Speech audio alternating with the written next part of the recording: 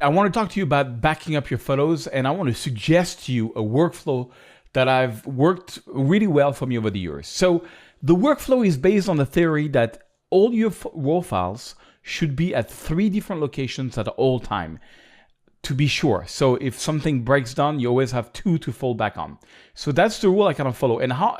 But I want to do it in a way that is so transparent, so easy that I don't even have to think about it. And here's what I came up with. Okay, number one, when I'm out there doing a book or on a travel, I never erase my SD cards, and I only erase it weeks or months later once I know that I have 3 copies well safeguarded.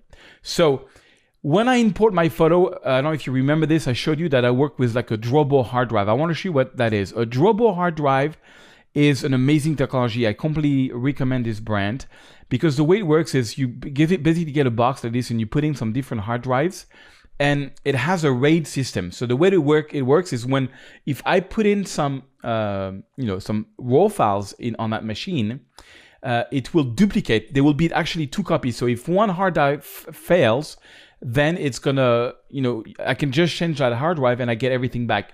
So anything that has been put on this machine will be duplicated twice. So I have 2 copies. But remember, I told you I want 3 copies. So 2 basically, but for me, it's only import on Drobo, and behind the scene in my back, it's gonna make a duplicate and it's gonna back it up on the same drive. Now, the problem is, let's say my house is burning or this breaks down completely. I mean, if one hard drive fails, I can replace it, but it's like 4 hard drive fails, which never happens. But let's say somebody steals in my house then yes, I've got 2 copies, but they're all lost. So what I've been using for many years is Backblaze.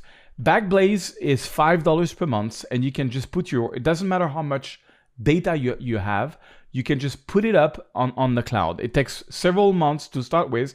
If you've got, like I had 4 terabytes, depends on your internet connection, but it's gonna take a while. But once it's done, it's done. And it's gonna update in present time as you're putting stuff. So that means I always have 2 copies on my Drobo and 1 copy in the cloud. Now, over the last months, I added a 4th copy, and that's very expensive, using Dropbox. Dropbox is quite amazing.